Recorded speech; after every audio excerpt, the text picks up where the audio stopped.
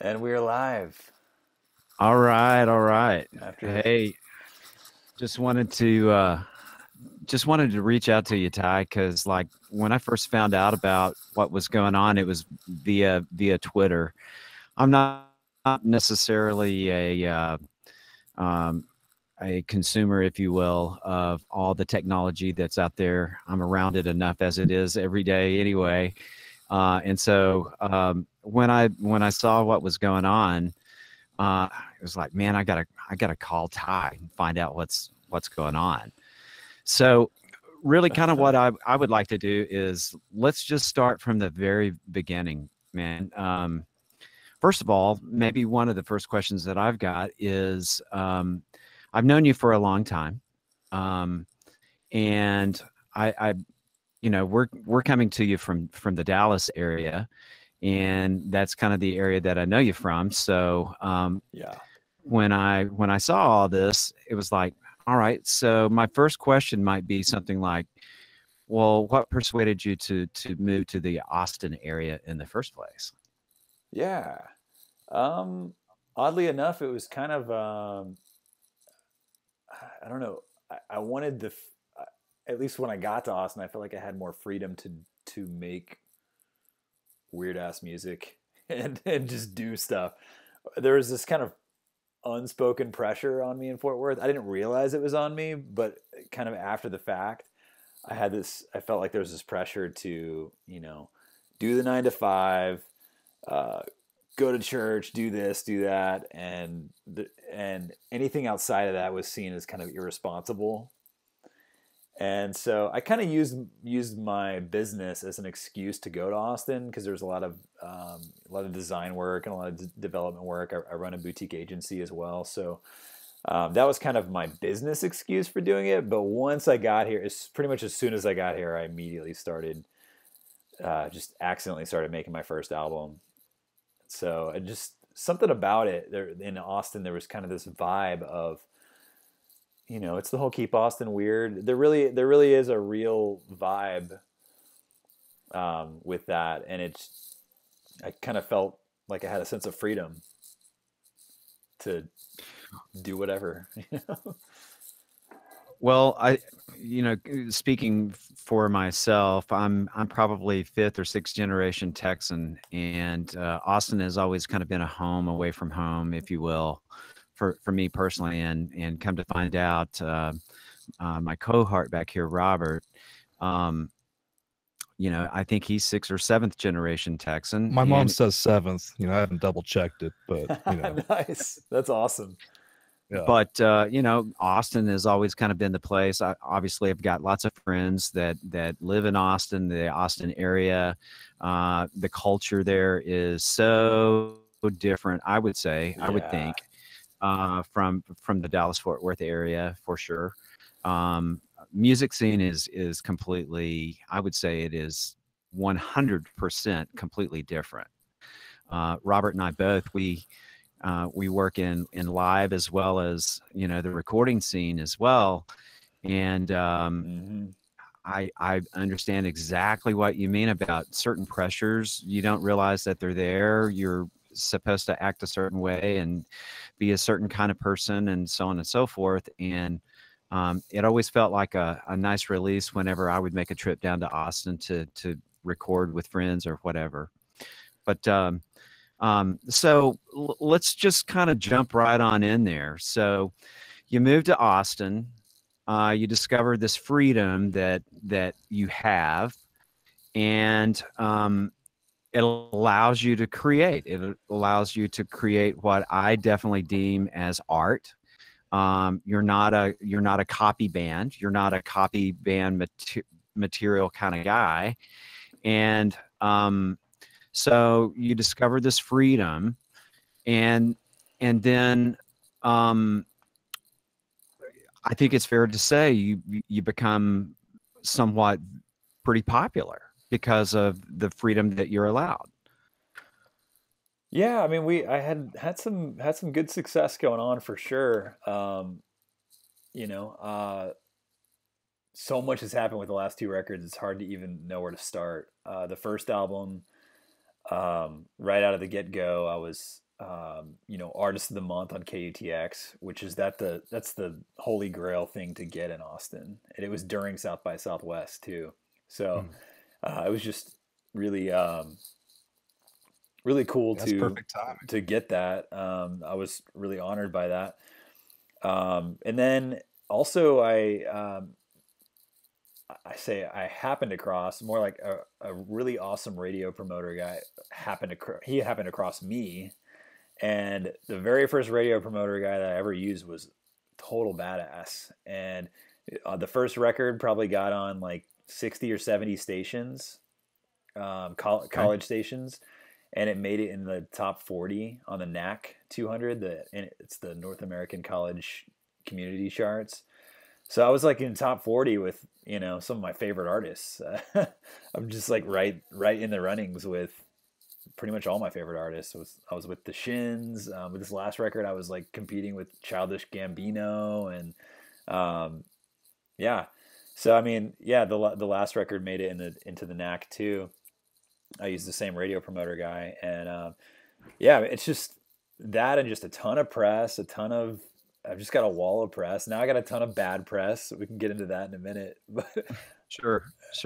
But I've gotten to where now it's like, man, I'm just embrace it. Even when I get bad press, I just post it to my website. Also, I make that the first thing you see when you go to my website. You can see the bad press first, because I'm just gonna own it. Well, sure. Well, you and I had kind of a private conversation the other day. I'm out in West Texas, traveling home, and one of the things that I think I mentioned to you was, it good or bad publicity, it's still publicity. Yeah, Put you out in front of people. Needless to say, it's always a bummer when you've got, shall we say, maybe some controversy going on, and really my understanding is that there's not really a controversy. I mean, you've created this art, you've created this music, and the intention was to create and let the public make a decision on their own, and that's how I view art. I mean, I don't. I think it's fair to say that, I've heard comedians talk about this before, where it's like, there's things called knobs, and if you don't like what you're listening to, change the channel. Exactly. Yeah, it's really simple. So to get all, up in an upheaval over something that is a perceived thing, just seems really weird to me. It just seems really odd. Yeah. So go ahead, man. Yeah, I mean, I'll tell you the story in a nutshell of this thing. So to me, this whole thing, everybody's making it about the song being banned or whatever, and that's really not what's important to me on this. It's more the fact, like, it's the tactics and the lying to get me to apologize for the song that I made is what was so crazy. So basically, the timeline of what played out was, I released this latest record. It's called Welcome to Flat Earth, back in I guess April. It came out on 4/20, and so after that, I ended up getting a pretty good feature with or like right as it was coming out, I got a great feature with KUTX where we did a live Studio 1A performance, and I brought my band in, and we played a sold out show on KUTX, which is, it's a little room, it's a little 80-person room, but it was packed out. It was a lot of fun. And then the next day we did a release show, and we had a great time, and I had kind of given the singles to the station through my radio promoter. They kind of went around those singles. So I released 3 singles that were kind of they were less offensive. So the whole album is basically designed to be offensive. That's what it is. It's just a bunch of really edge opinions of American society is essentially what the whole album is. Mm-hmm. And so I had given them these 3 singles. They went around those singles, handpicked the most offensive song on the record, The first song on the record is called "The Western Chauvinist," and it says "fuck" twice in the first verse, and it's the only curse words on the entire record, or on those, is in the first verse of that song. And then they had me make a like a clean version of it just for them, and I was like, all right, if you guys really want to spin that one, that's cool. I thought there might be some KTX fans that weren't a fan of that song, but nonetheless, they spun it at heavy rotation for 3 months. It played every single day in Austin for 3 months. Wow. And people loved it, man. I got a lot of great feedback. People were text messaging me all the time, just saying, "Hey, man, your song's on the radio. Your song's on the radio. Your song's on the radio." And and it did really well. At that point, it was charting. On this record, the album got placed on 90 different stations across all the college stations in North America, a bunch in Canada and a bunch here too. And sure, so for me, 4 months later, I guess 3 or 4 months later, what is it? It's almost September now. It's into August. I'm kind of done with the record. I had done some shows. I don't really have the funding on this album to really go do a nutso tour on it. And my wife and I are expecting twins. So I'm already thinking third album. I'm already in third album mode because I'm on a tight quota. I got to do 1 album a year. That's my quota. So I've already got to I need to finish the 2019 album that's coming out. I need to be like in the middle of that right now. So next thing I know, like, I'm starting the third album, and then I get this email from KUTX saying that Gavin McInnes has shared the song and has shared the KUTX the live performance. And it said something like, "Hey, great jam from proud Western chauvinist Ty Richards." And I thought, oh, of course he did. Of course he shared it, because the whole song, it kind of touches on Proud Boys. Is kind of one of the things that I had kind of one of the few things, along with like Flat Earth and Lizard People and all these other things, that I had kind of put into the album. So I thought, oh, that's just great. Of course he found it and he's sharing it now. But I was initially scared though, because their email said, "Hey, we've had some complaints about the song. We thought nothing of it, but now that he shared it, we're getting a big backlash, and we don't want."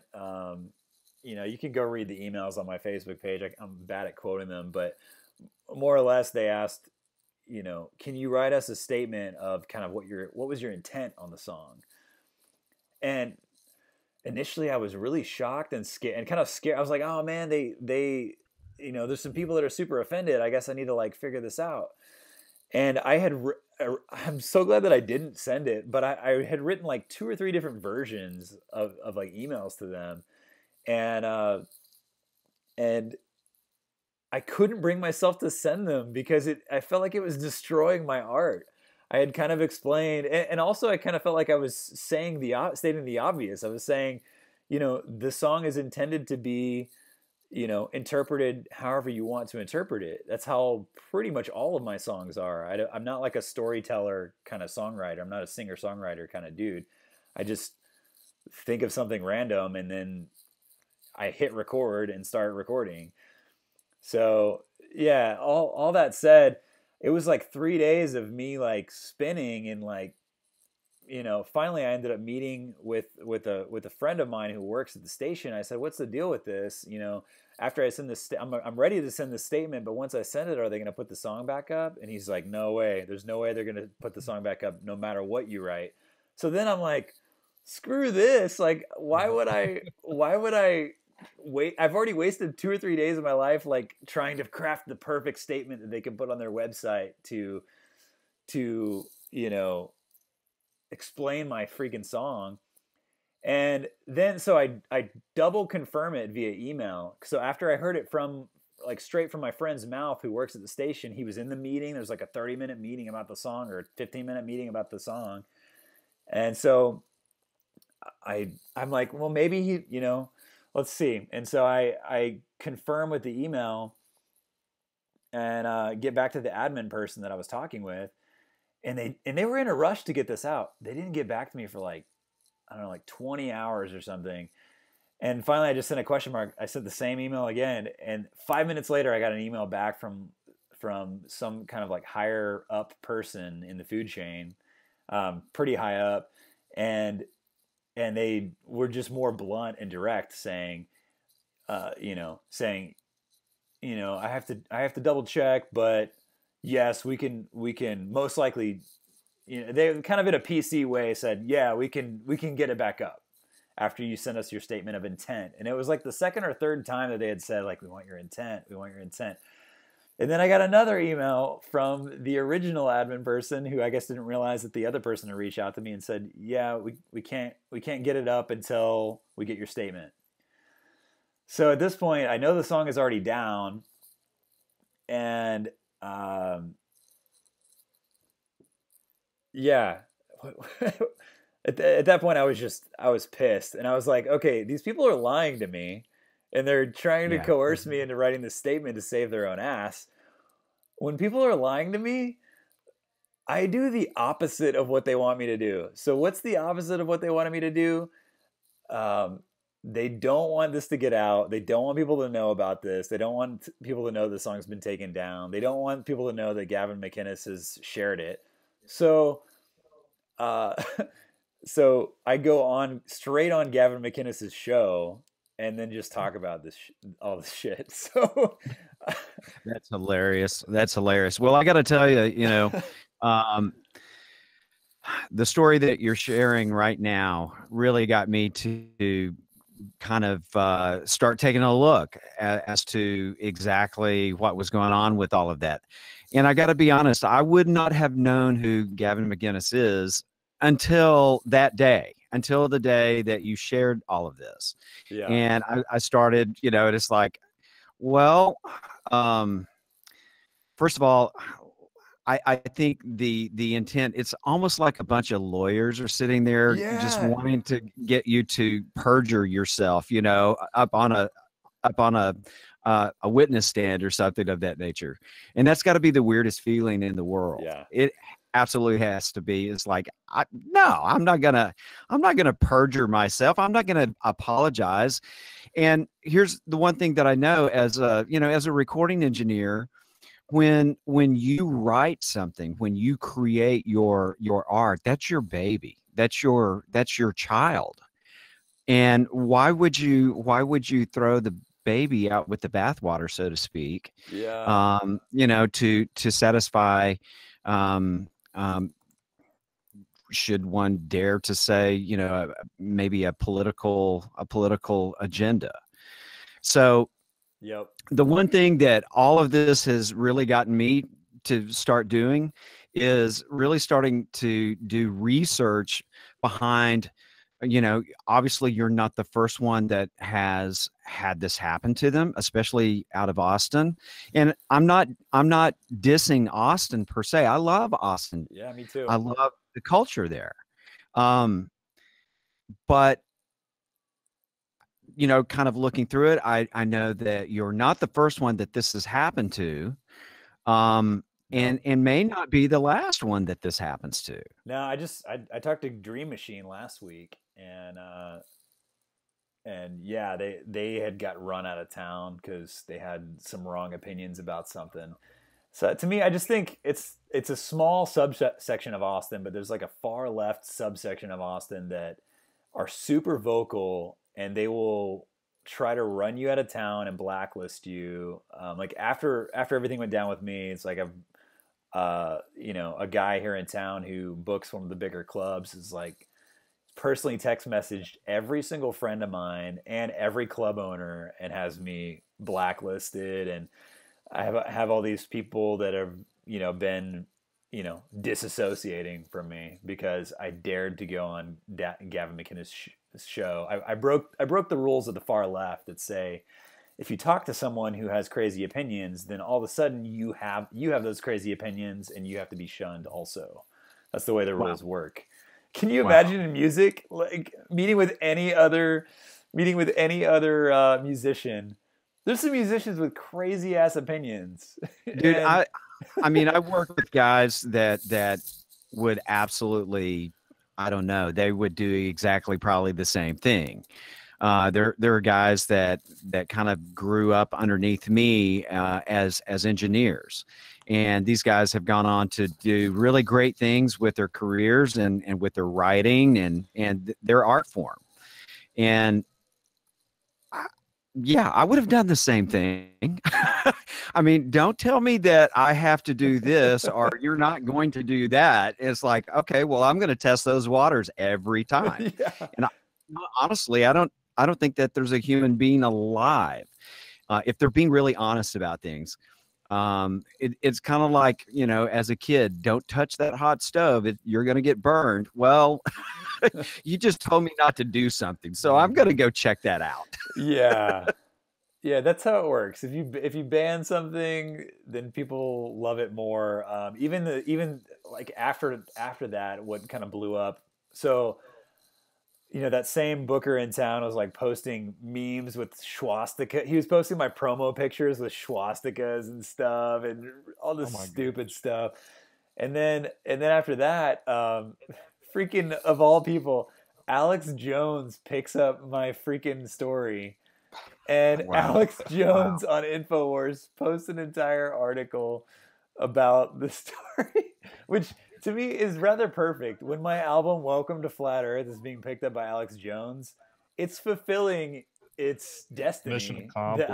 The album has won as far as I'm Yes, concerned. the album has done its job at that Yeah. point. Yeah, that's perfect. That's perfect. Well, so I guess maybe one of my next questions might be, I mean, is this going to stop you from creating? You've already mentioned the third album. You're into that now. I know that you've got twins that are due, so on. But I mean, how is this, other than psychologically and wasting, as you said, you know, a couple of days of your life trying to figure out the perfect email, so to speak. And anybody who has ever been around me, they know that I can waste literally days trying to overthink things. The guy right behind me, Robert back here, has saved the day many a time. Yeah. You know, it's like, you're a freaking idiot, dude. Stop overthinking this stuff and let's just start jumping, you know? Yeah. So I guess my question would be, how is this affecting your future? I don't know that it is. To a lot of people, it's you know, I think most people in Austin are viewing it as I've ruined my career or whatever, that I've you know, committed career suicide.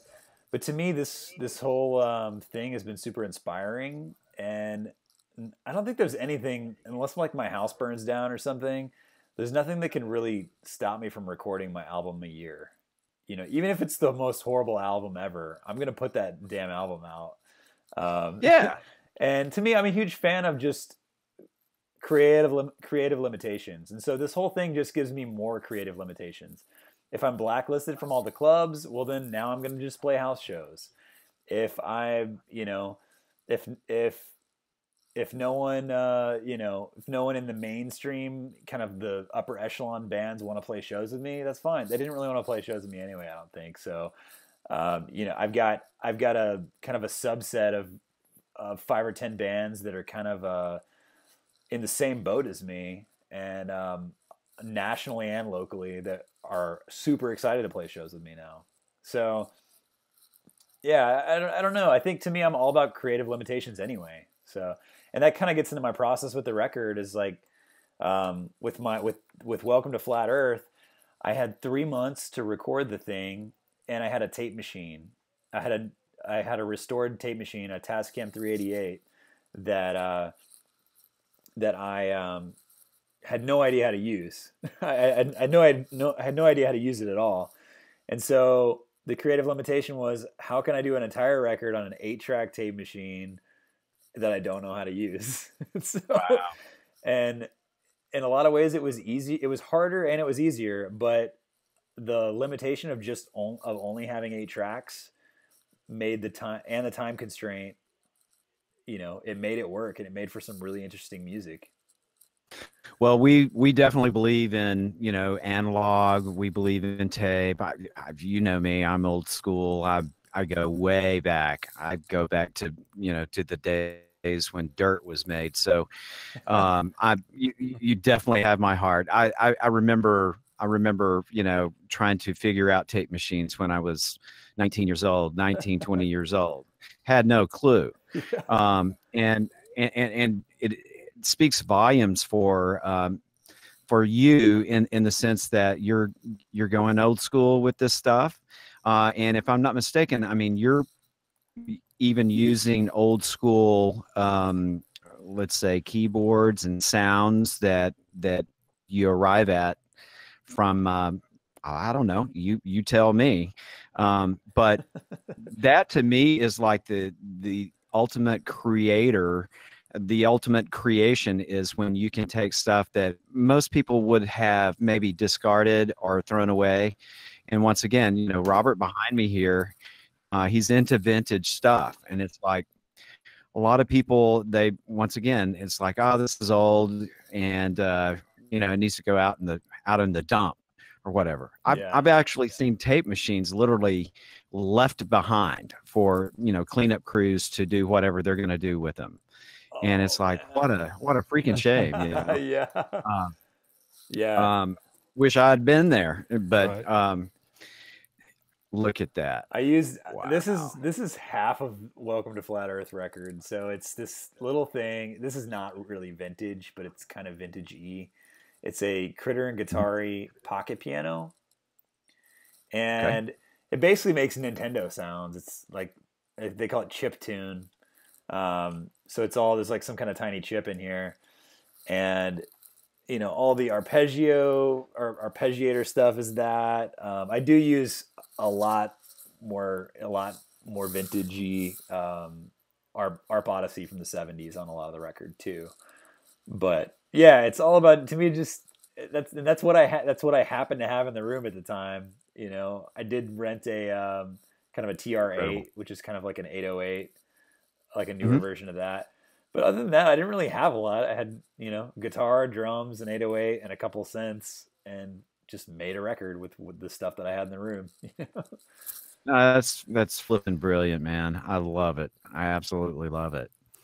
Well, while we're kind of at it, and maybe for some of your viewers, they may have already gotten the tour, but for some of the folk that I know and some of the people that I want to introduce you to through technology and so on, would you mind give us a little bit of a tour of your place? Yeah. So I've got 2 different cameras set up, so you may or may not be able to actually see on your camera. I'm gonna show it on the viewer's camera. So okay. You guys are gonna have to use your imagination. Let me see my camera here. All right, so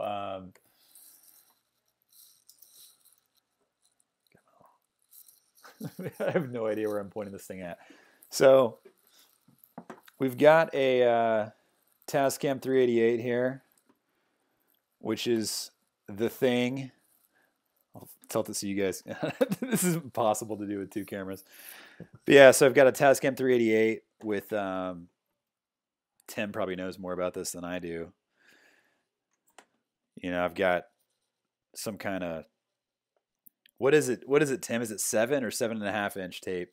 7.5 inches per second. Yeah. Yeah, and then not to be confused with 3 3/4 inches per second, which is it's what we used to send voice messages to. You'd put it in snail mail and send it off so that families could carry on conversations back and forth to one another. Yeah. I gotta turn on the light here so people can see. It's getting dark.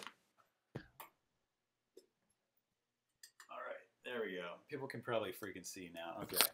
So yeah, I've got a Tascam 388 here with 8 tracks. I love that it's just 8 tracks.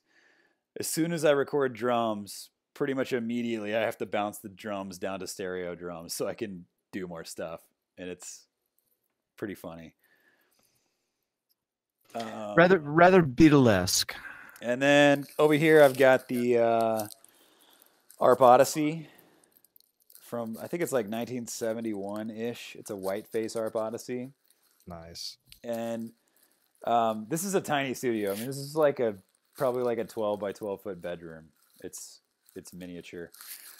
I've got a couple vintage 60s amps here. If you guys are looking at the stream, you'll be able to see it. But I've got 2 Supros from 1965. They are the Jimmy Page amps. So yeah, there's a lot of debate on which one is the Jimmy Page amp from like the first 2 or 3 records, but I got the one that I thought was the Jimmy Page record, or the Jimmy Page amp. It's a Supro Model 24, and then there's this little amp that I got with it, and it's like a little 8-inch speaker, and all it puts out is just 100% wet. So it just puts out 100% reverb, and I have got a speaker out coming out of the other Supro into this Supro, and so it's really trippy to see. It's really trippy to hear complete dry signal and complete wet signal with 2 ears. You know, you're not putting an effect on it; you're actually hearing both at once. So that's kind of cool. I've got my little harmony over here. I went on a Valco kick. All these amps are made by Valco. Valco made Supros, they made Nationals, they made Harmonies. This is a Harmony from 1948, and it's got a little 10-inch speaker, and it's got a broken speaker. You'll see that there's a speaker underneath it too, and I don't know if you can even see that very well. It's not very well lit. But I've got a fresh speaker under it, and then the busted speaker in it, and I've got the ability to switch between them, and I can switch between them or have them both on at the same time, and it's kind of a cool sound. And you're gonna be so mad. You're gonna hate me, Tim. I've got like toy crap speakers, Rocket 8s still. So I've been rocking these forever, but I know how they sound, so I don't really care. At the end of the day, that's all that matters is if you know what they sound like and you're getting the results that you want. You know, I used to be criticized all the time. I would have producers talking about, you know, things like NS10s, Yamaha NS10s. It's like, I hate those speakers. And it's like, these days, you don't see studios without them in there. You know, and it's like, yeah, they sounded like ass when you're working, but if you can get those things to sound really good, it's going to sound great everywhere else. Yeah, we gotta. I remember we got into a conversation with someone on Facebook about how NS10s suck, and that's kind of the point. If you can get something to sound awesome on NS10s, then it sounds good. Well, I got to tell you, so like. I was very, very privileged to get to work on Far Beyond Driven with the Pantera boys up here and up in North Texas. And we worked with a gentleman by the name of Terry Date, and that was a definite, you know, had to have in the control room was NS10s. Yep. And you know, the one thing that I can definitely say that was a huge part of that record was NS10s and going at 100 miles an hour the whole time. Those poor things, you know, they never got a rest. And that was literally for about 7 months of just brutal beating. But the record kind of speaks for itself. And to this day, I think maybe even back when I had first met you, we have a lot of mutual friends and stuff of that nature. I came across a pair that someone's dad was selling, and it was like, yeah, I got a couple of pairs of these, and it's like, how much do you want for those? And it's the only thing that I own that actually went up in value. over the Whoa. years. Yeah, I mean, it was like Not the you only used to thing. could buy a pair of No, those for about. you've got microphones that are worth a gajillion now. Well, So on yeah, the but I have to interrupt you, man, on the live stream, just because this is relevant to what you're saying. Ryan Stansky is on Twitch right now. Listen, well, he's chiming in and he's saying, Tim Kimsey, what's your favorite microphone? ooh, gosh, man, I don't know because I don't think it's fair to say what my favorite is Oh, come on. because I'll just say probably the SM57. Hey, You can use it as a hammer and it still works. I've got your favorite microphone. Let me see if I can find it. This is gonna be your favorite one. Right here. Yep, yep, that would It's be got it. silver on it. Yeah, It's a 545 from the yes, 60s. sir. It's Yep, I've got 3 of those. I do all my records and with those. it totally looks in mint condition too. This one actually still has the I'll show the viewers and I'll show you, but it's got one of these weird I don't even know Like what the 4-pin. yeah, the 4 pin, whatever the hell that is. So I have to have an adapter for it. That's crazy. It's crazy. No, my whole thing on microphones is that some of the most expensive ones do a horrible job because they hear too well. They pick up things that you really don't want them to pick up, Right. and so you got to figure all that stuff out. Not to get off on that tangent, but there's another guy who he goes, Tim, he recorded a whole, I don't think he said what it was, but he goes, he had a room full of SM57s that he recorded the whole thing with. And it turned out great. And it's like, man, you use what you have. That's Yeah. really the bottom line. Dude, one of the best room mics I ever heard was at the studio in Dallas, Modern Electric Sound Recorders. They had a 57 on the other side of the room, and they were recording drums with no mics on the drums, and there was just a 57 on the other side run through an 1176, and it was the most badass room sound I've ever heard. Oh yeah, it's incredible. I've used them on kick drums before. I've used them obviously on snares and stuff of that nature. But I've learned from some of the, shall we say, some of the younger engineers along the way that you can take those and cram them down in a water bottle and put them in the same Yep. room with the drum kit and get this just awesome weirdness that goes on with it. Even been told by a couple of guys, it's like, don't get too used to this because the sound is going to completely change once you're done with it. And it's like, okay, well, that's a compliment. I think maybe, I don't know, but no, one of the things that I've learned is that, it really kind of comes down to what the purpose is behind all of it. And you use what you have. That I respect the guys that make use of what they have in front of them rather than, hey, I've got all this stuff. Yeah, but do you know how to use it? Dude, That's the big question. yeah, I don't have great mics, man. That's like my biggest gear thing that sucks right now. But at the same time, I don't care because I know how to use what I do have, like you're saying. Exactly. Me and Ryan Stansky, we would put. I think he's listening right now. We would put SM57s on. We'd got these giant aluminum trash cans and put them on each side of the drums, and that was our room mics. Was just we put the SM57s at the bottom of the trash can, pointing at the aluminum. And yeah, like and other mics that I've got, it's like my main vocal mic that I use on everything is either a Rode MT2, which is like it's like a $300 or $400 mic. Yep. And then I've got a I use this on a lot of stuff. It's one of those green bullets, those Shure green bullets. Oh yeah. And it's kind of intentionally crappy. You get nothing but mid range out of that, and yeah, I mean, to me, it's just use what you got. That's what it's all about. And even for my interface, like the first album was all in the box. My album Zillion, I didn't do to tape, and this album I did to tape. But for that whole album, I only have 2 pre's, and there's drums, there's all this stuff on. I only have 2. I have these Cappy VP28s that I Okay. that I Yep. got. I don't know if you've heard of that guy. He's this guy who's in Illinois who's like obsessed with API stuff, and so he makes these kits.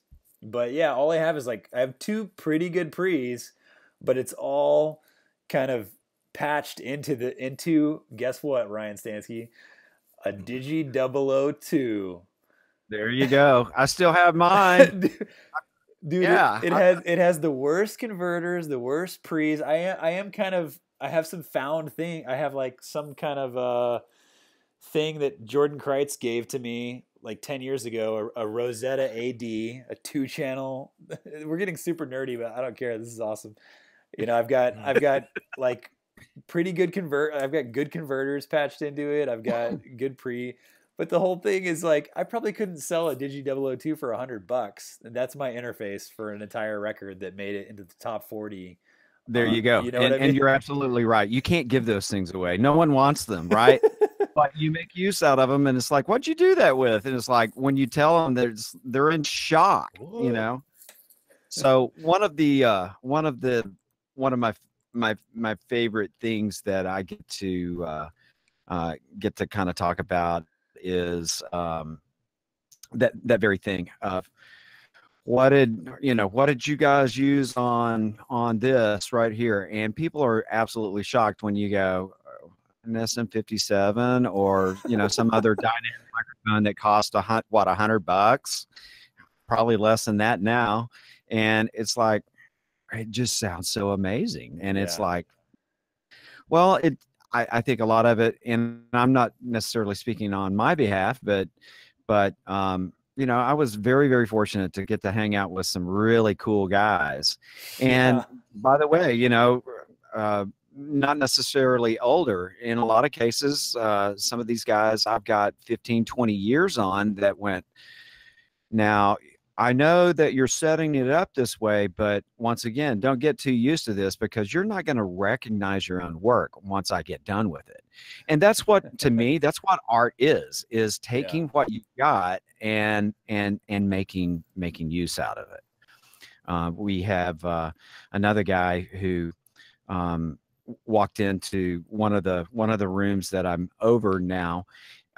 And he walked in, he goes, now this is a different problem to have. And I'm going, what are you talking about? And he goes, yeah, it's a thing called like too much stuff. Yeah. Oh, and man. it's crazy. It's absolutely crazy. And I'm not saying that in a gloating kind of way. He was absolutely right. It's like, yeah, we could get rid of, half of this stuff and I would be more than happy. Dude, with what I got. It sucks, man, because artists get and bands get married to all the stuff. Like I spent so much time on that part, but that's kind of another reason why I like not being in a band is I can just totally kill ideas and nobody's feelings have to get hurt. Yeah, I'm like, man, I spent a lot of time on that and that thing sucks and now it's dead and I'm moving on. Yep. Yeah, no, you speak the truth. You absolutely speak the truth. It's one of those things where I'm learning too that I like me. I like me enough to go. I can be totally honest with myself and go, you suck. Now, it doesn't mean that I won't bounce ideas off of people. And once again, like a guy that I've got right behind me right here, he's like just super honest. It's like, you freaking suck. You need to stop doing this now. You suck, you're wasting your time on this. Okay, but we know each other enough and we care about each other enough to be like really honest with one another. Yeah, I appreciate that. I mean, that's one of the things that I learned when I was in design school. And design is not the same as music, but it still gets into this zone. Especially, you work with a lot of clients. You're working with a lot of people to create an end product that they enjoy.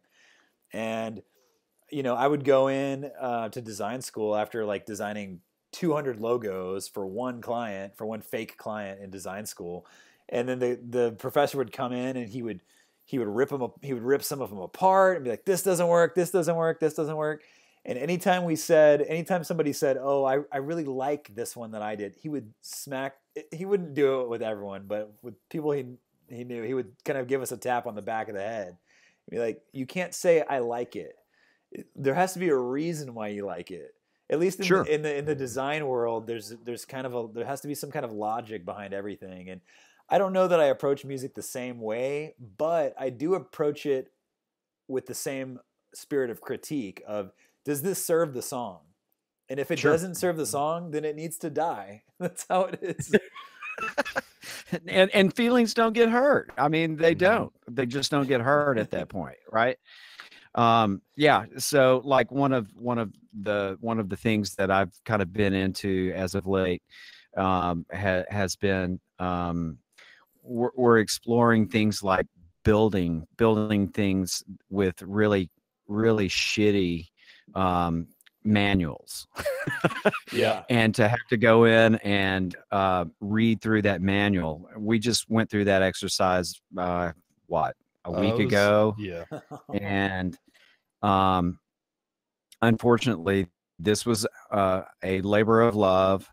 And I told Robert, I go, man, hold nothing back. If this is suck and win, man, we need to stop. You know, we're gonna figure it out. And one of the things that we got into was like, not only I can only be as good as what I have in front of me. So sometimes having less is actually more, because you can do just X amount with what you've got. Dude, and less is always more. Yeah, it really is. Well, kind of getting back on our subject matter, talking about your experience with what's going on. I kind of ran through this with Robert too. I really kind of wanted to talk a little bit about the music scene down in Austin. What's going on down there? Yeah, there's a lot. I mean, and I would dare to say that there are kind of a couple different groups of music scenes in Austin.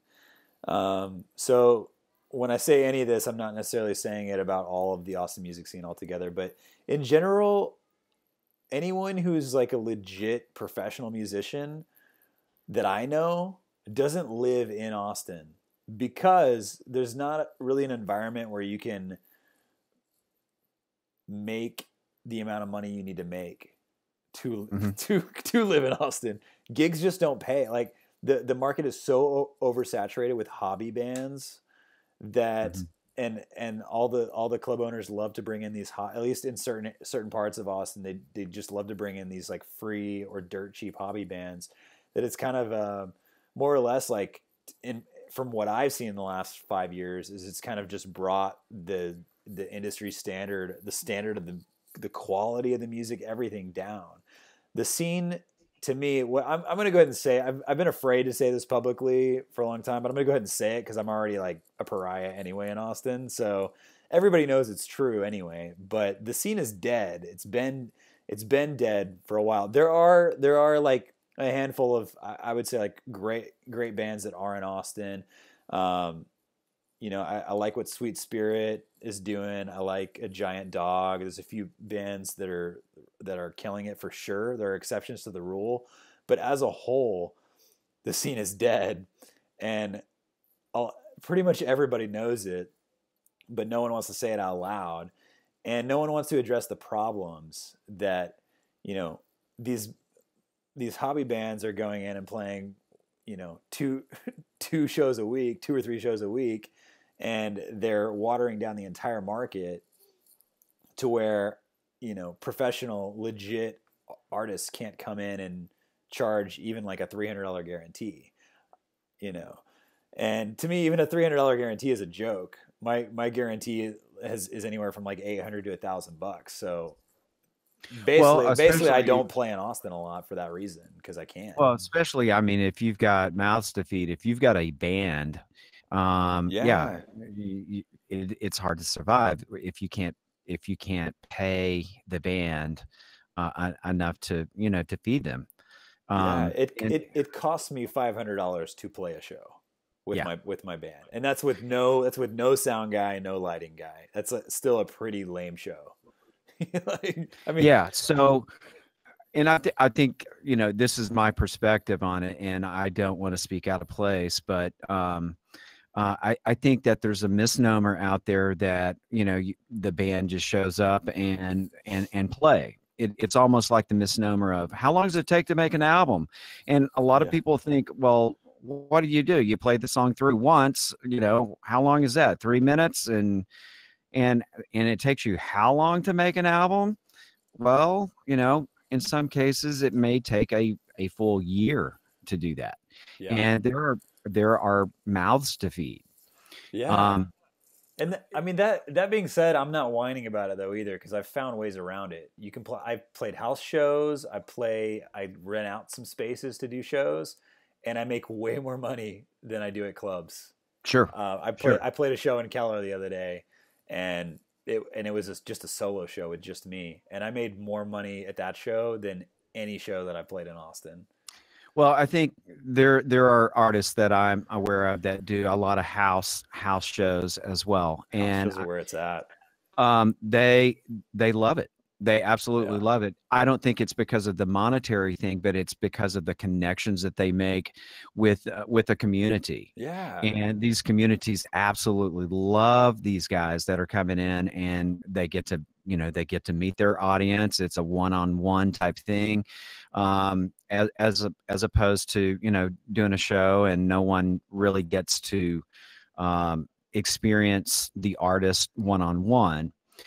And so that Yep. kind of brings up another subject matter, and that is that, do you feel, this is kind of a loaded question, but I'm going to go ahead and ask it. Art versus entertainment. Where do you think Austin kind of fits with that? Yeah. I mean, my understanding is that Austin obviously is a growing city. We did a little bit of research on the amount of people that are moving to Texas, moving to Austin. Yeah. The Dallas scene is growing as well. We experience it every day. Being in traffic, so on and so forth. Dude, y'all's traffic is worse than ours now. Everybody complains about Austin, but every time I go to DFW, it is way worse than Austin.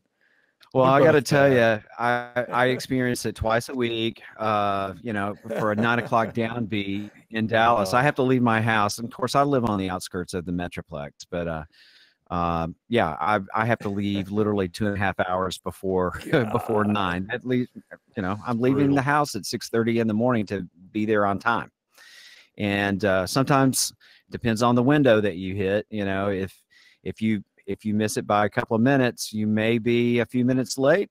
And then again, if you hit it just about right, you may be 30 minutes early. I don't know.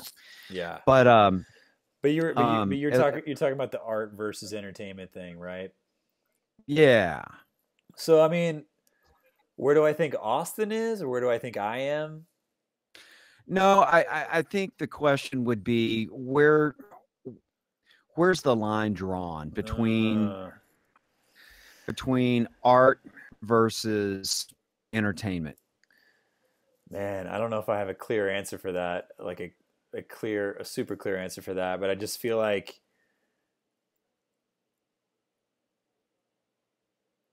I can really only speak for myself on that, is that I think art can be entertaining. So that's why the whole thing gets confusing. It's hard to delineate. It's like square and rectangle. This is It's hard to say this is art and this is entertainment, but I think there is kind of a spectrum probably of that.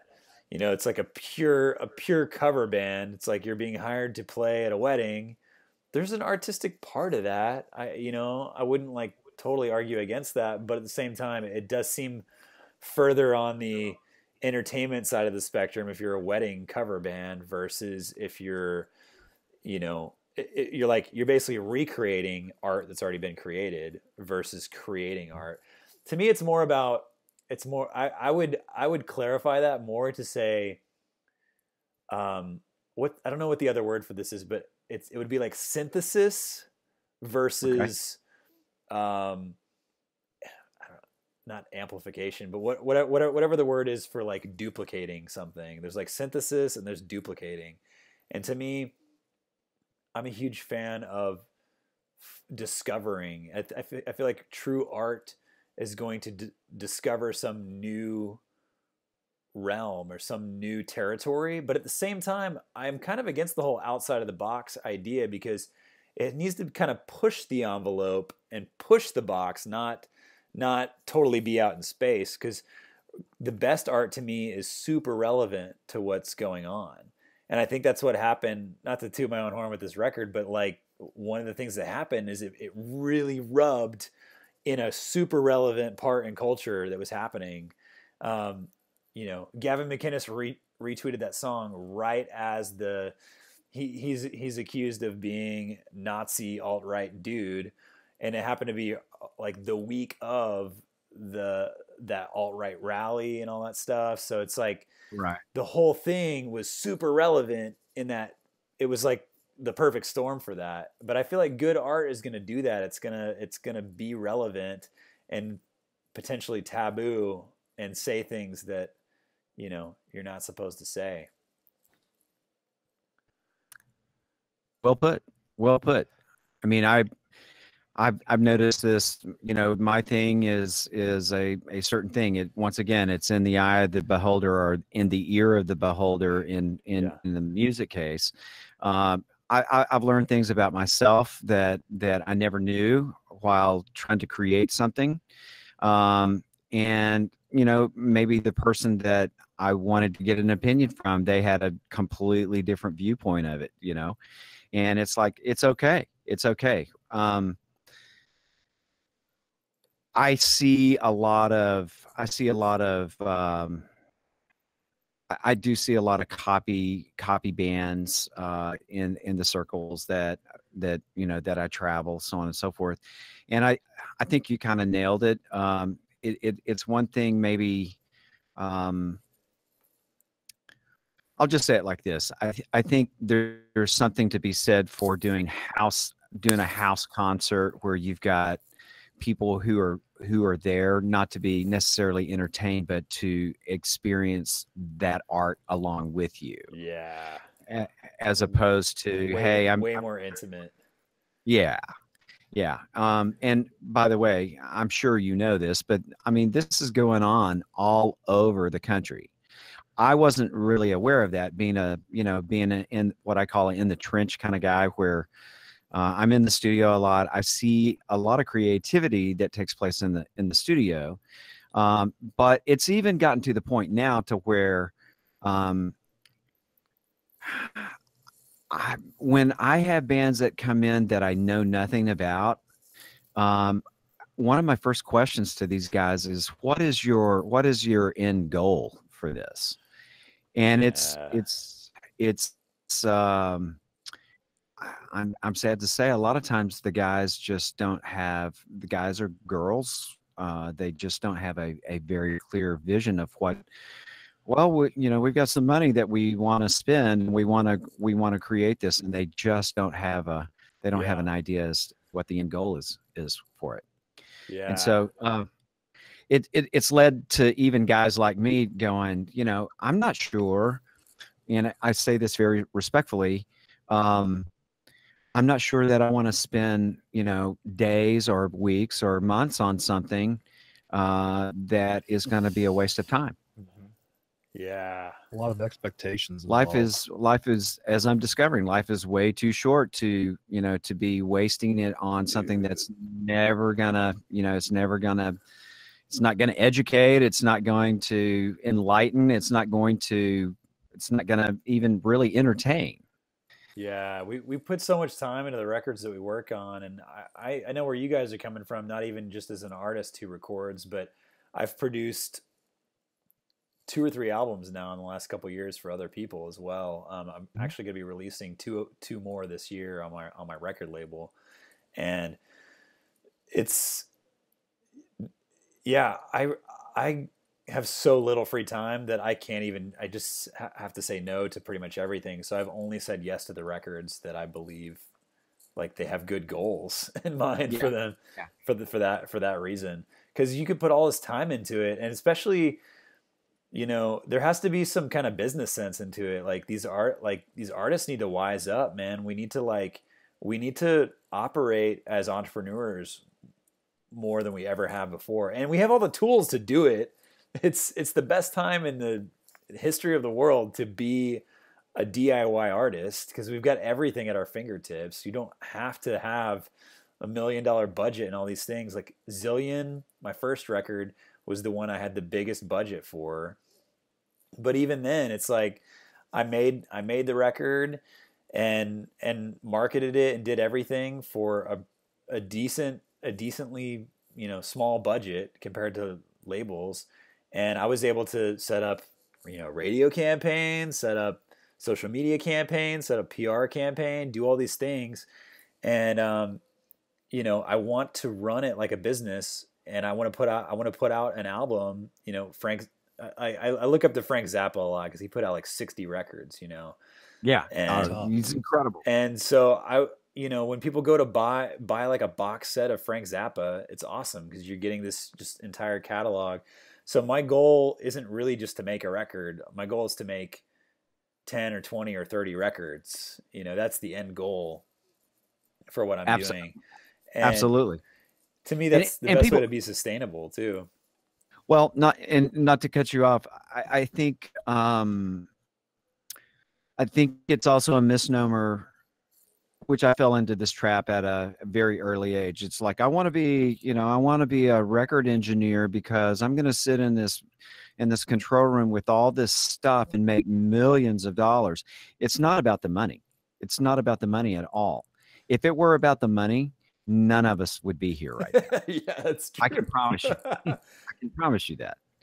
And so, this is also one of the reasons why I really wanted to latch onto your story, is to get this directly from you, that, at the end of the day, it really kind of comes down to creating. It comes down to creating something that you really have put your heart and soul into and that you really believe in. Yeah. And I've had to learn that. It's like, man, so much time was wasted in my earlier years on stuff that it's like, man, I don't really believe in it. I'm just here going through the motions of doing this. And it was a mistake on my part. It was a huge mistake on my part, because that's time I'm not going to get back. Yep. Yeah, man. I feel like I wasted so much time, dude. I mean, you got to see the beginnings of what I was up to. You tracked my first record, man. I mean, I kind of forgot about that until this moment. You tracked. Maybe you didn't track. You mixed it. You mixed my first two little EPs. That's what you did. It was Scott Ayers, I think, is the one who tracked one of them. But yeah, you went in and you mixed like the first record we ever made, and we made it in one night, Clifton. And and that was my first studio thing I ever recorded. I was probably 13. And then years, not even that far after that, like 3 or 4 years later, at the end of high school, you mixed our EP, which happens to still be on iTunes. I don't know where those royalties are going, but it was under the name Twilight before the movie Twilight ruined our band name, and and I'm still proud of that record, man. Especially that record. That record is a good record. It's a good rock, I guess, EP. And I remember, like, you and I sat together, and it was you and I. We mixed the whole thing together, and I kind of probably was a little bit too backseat driver, but that was like my first taste of mixing. I'd never mixed anything in my life, and I kind of at least got to be like, "Hey Tim, could you do this? Could you try this? Could you do this?"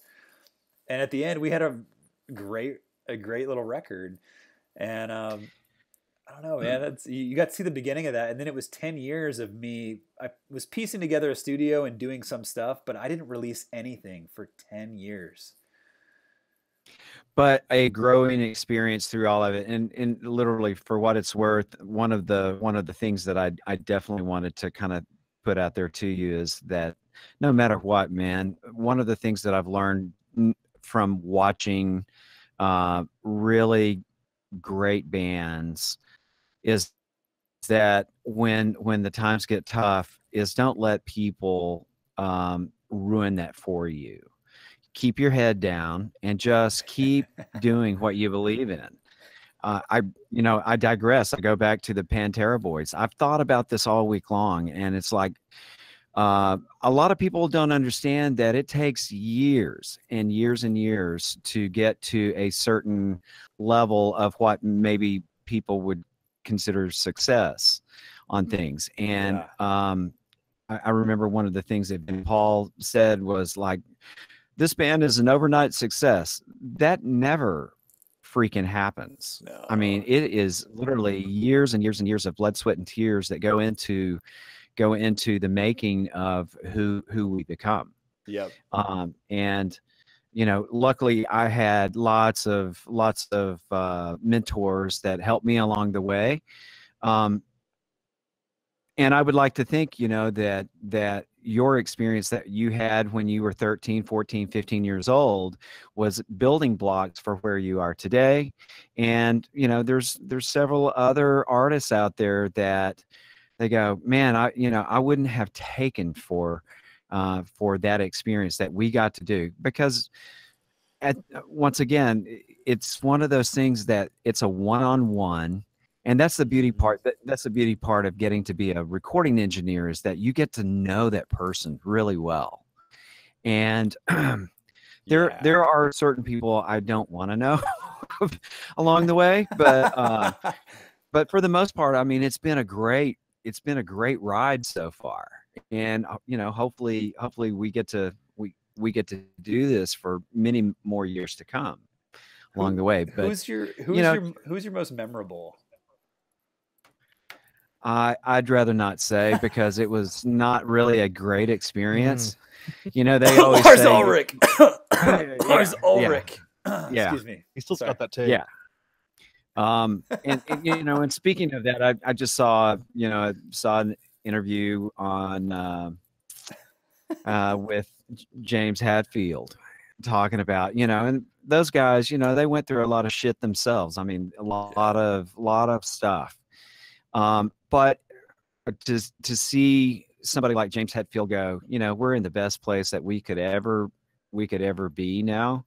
And then to be asked the question, was it worth it? And it's like, oh, hell yeah, it was worth every bit of it. And I feel pretty much the same way. But here's the one thing that I have found is that the artists that are most confident in themselves are the nicest people on the planet. It's usually the ones very insecure about where they are, that are just simply, and pardon my French, but they're the biggest assholes that just walk around. And it's like, you've heard the story, you've heard my story. So's Robert behind me. But when it was all said and done, speaking into all of that, Lars actually, called me after all that fiasco. Now, for your viewers and listeners, this is back in the day when media was not so easily transferred from one part of the world to the other. And we were sending tapes out on a Monday and wouldn't hear back anything for until Friday. And literally much to, well, yeah, I didn't mind doing that because I was on the clock while all that was going on, but wouldn't hear anything back until a Friday. Can you make these changes? It's like, sure, spend 30 minutes on the changes and then sit around for a whole week on the clock. Yes. But, kind of, I will say that Lars did kind of call me and say, look, you were a perfect gentleman through all of this. And I know that I was a butt through all of this. But if you're interested, I would consider having you be one of our assistants on the next Metallica records. And I just went, yeah, I'll let you leave that number with somebody else. I'm fine right here where I'm at. You I'm declined. totally fine. You declined Turn down Metallica. Metallica. You declined freaking Metallica. Well, I just, once again, not to gloat about that, but I got to tell you, my assistant through all of that, I think it comes full circle, because my assistant through all of it was a guy by the name of Sterling Winfield, and he's probably one of the best metal guys on the planet right now. As far as I'm concerned, toured with the boys from up here. And I asked him years later, I go, so did he remember your name? Because it was always, hey, you, hey, you, hey, you. And I go, did he remember your name when you ran into him out on the road? And he goes, oh, yeah, he knew exactly who I was. So, That's nice. We have to be super careful about how we treat people and so on and so forth. I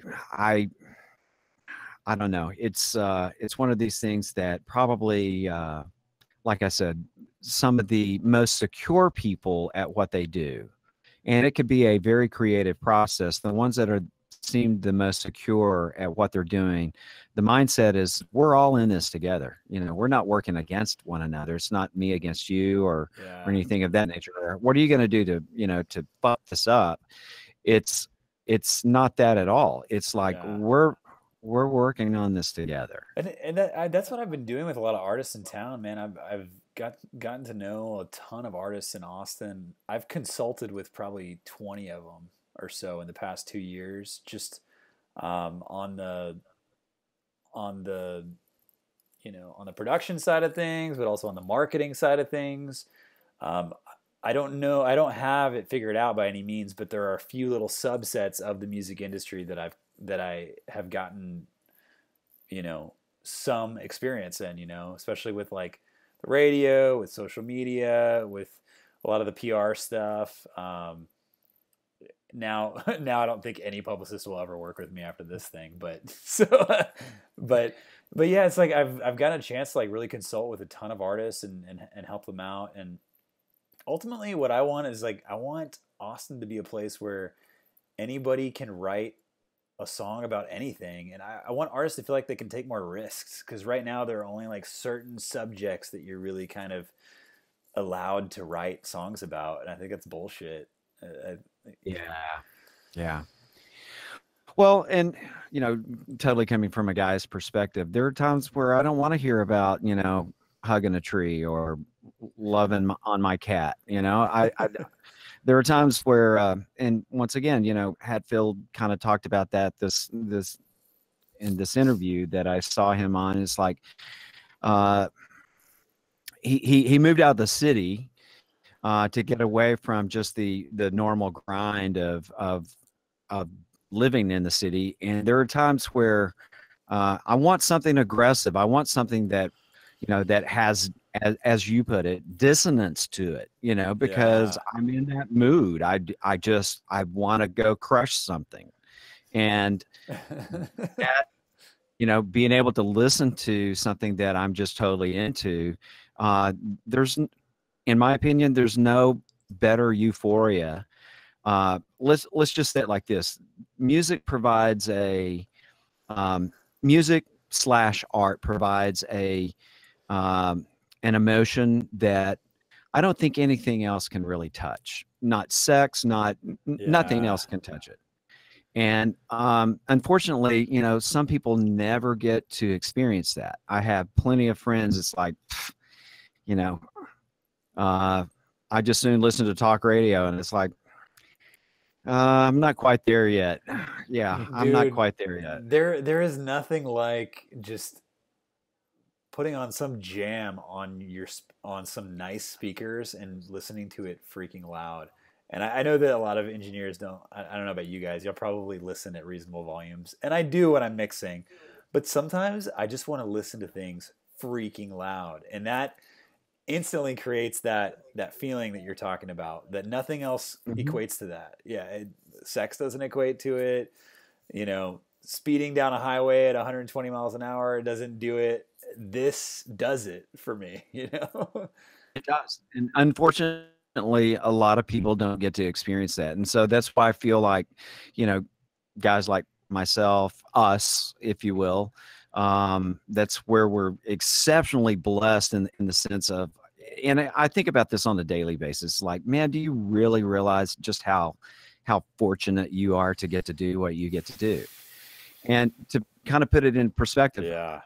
I think about those poor souls that they're just in the daily grind 5-6 days a week. And it's like, you know, I'm just getting through the week. And it's like, oh my God, you know, that's not life. How fortunate are we to get to, you know, participate in art? You're right. You're right, man. But I definitely wanted to say, Ty, you know, people are going to have their opinions, and I think this is my perspective on things. Sometimes backlash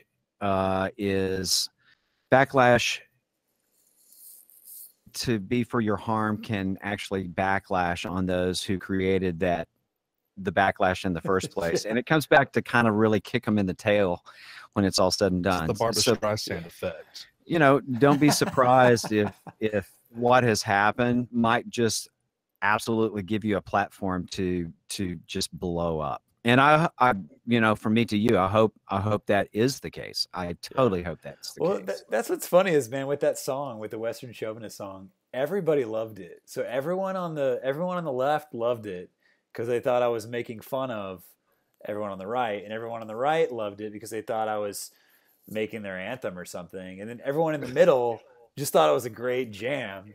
It's like, God forbid everyone loves the same freaking song. Can't have that. And everybody wants me to pick a side, and there is no side to any of the songs. The songs on this album are just me reporting actual opinions of actual Americans.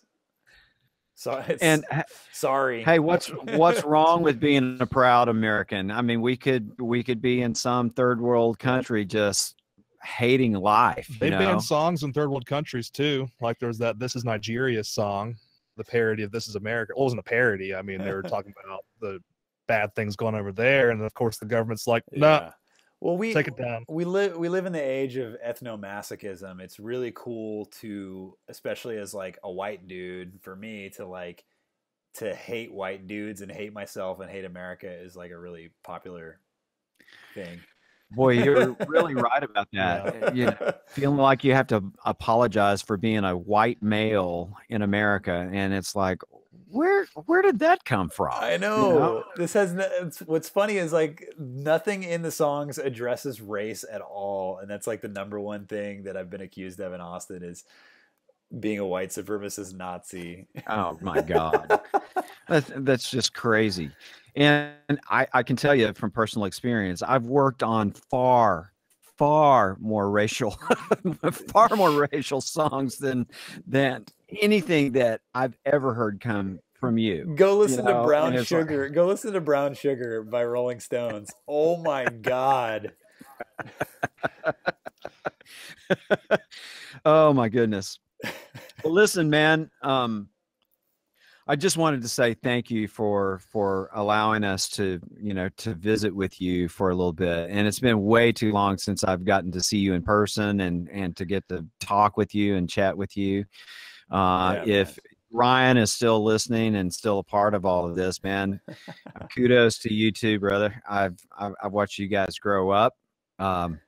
I'm turning into this old man, but hopefully not this crotchety old, just get off screw this. Yeah, get off my lawn kind of guy. There are times where I definitely want to tell people that, but it's usually people who are acting stupid, and art is always going to live on. That's one thing that I had instilled in me at a very early age, at least as a recording engineer, because listen, this has been going on for a very, very long time. People being worried about, I wonder if Wonder if music is going to be still alive, 20 years from now, 30 years from now. And I had someone sit me down and actually say, well, there's going to be, 2 or 3 things that still exist. One is going to be music, because people they have to have a release. That's one thing. The other thing is going to be alcohol. Yep. And then the third thing is medical. People are going to get sick. And so it's like, okay, so maybe I did choose kind of wisely as a kid. I don't know. I thought I was going to get rich and famous along the way. Learned very quickly that that's not the case. You got to love it, or you wouldn't be, you wouldn't be doing it. Yeah. Got to be loving it. Well, man, I feel like 90% of it is just doing it, man. Just showing up, sitting in the chair. Like you said, I like how your encouragement to me is put your head down and get your shit done. Because anyone else, like everyone else, is like, oh, cheer up, put your head up, it'll be all right. I love your advice the best, because it's just put your head down and keep getting done, because that's what it's all about. Well, and that's exactly, and I mean, that's not my thought. I learned this from the boys up here. It was like, no matter what, it doesn't matter what people are going to say. People are going to have opinions. People are going to get butthurt over things. And it's like, screw that. I'm doing what I'm doing. And it seemed to really work out for those guys, So I've learned from that. And occasionally I have to be talked in off the ledge once again by Robert. He's the gentle giant that I really fear.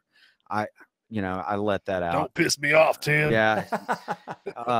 He's just one of those kind of guys where it's like, sometimes you have to be told that you're a freaking idiot and that you need to stop thinking about things and just go do it.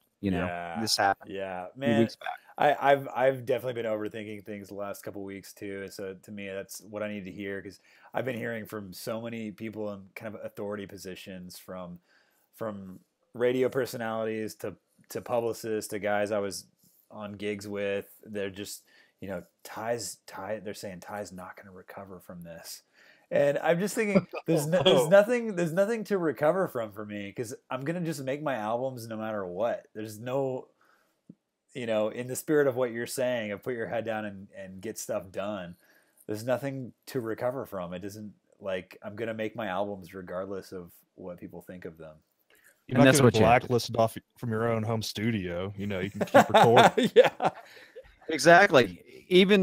And I do the same thing. It's like, I see the eyes roll. It's like, really, you did that? And it's like, yeah, don't you think it's great? I do. It doesn't matter what anybody else thinks. I don't care. I don't care. I had fun doing it. So, it's my life. It's my time. I sat down and I did it. And it doesn't matter. Yeah, it doesn't matter. And there's that whole rule. If your whole goal is to not offend people, like, where do you draw the line with that? Because if you're in a room, like right now I'm in a room there's 3 of us, there's 2 of you guys. So my goal is to not offend anyone. And so I could probably do that. I could probably not offend you guys. I've already said the word fuck once, so maybe that offends you guys. But that's twice, and I'm counting. I might have blew it already. But now put yourself in a room with 10 people. What are the odds that you aren't going to offend one person? Now, maybe you could do that. Put yourself in a room with 100 people. Put yourself in a room with 1,000 people. What are the odds that you're not going to offend one person in that room of 1,000 people? I'm in a city of 1 million people. They got 5 emails about my song, and we're going to make a big deal out of 5 emails out of a city of 1 million people. Wow. It's like, where do you draw the line? If you can't, like, what's that quote? You have to risk offending people in order to think. Otherwise, you're not thinking or provoking thought at all. Exactly. No, I asked a guy, this has been years ago, I'm going, so what's your purpose behind this record? Because it's really irritating me. And he goes, if I'm not irritating people, I haven't done my job. He goes, that's what we're all about. And I went, wow, okay, now I have a perspective on this. You're doing your job very well, because it's irritating the crap out of me right now. Yes. I mean that in the most Christian way possible, but you know, oh man, that is awesome. No, you're right on target with it, and I really do want to encourage you to keep doing what you're doing, man. Keep doing what you're doing. Don't let this little thing that gets in the way. And you know, dare I say, hopefully in a few years we're going to look back on this and go, freaking Ty Richards, man, he made history by, you know, offending 5 people in a city of 1 million. How funny is that? That's hilarious. That's hilarious. And by the way, you know, there are people who make a living by offending people. Oh, yeah. Well, that's what was funny about it, is I probably offended 5 people, and then the way that I reacted to that situation by going on Gavin McInnes's show probably offended hundreds of people.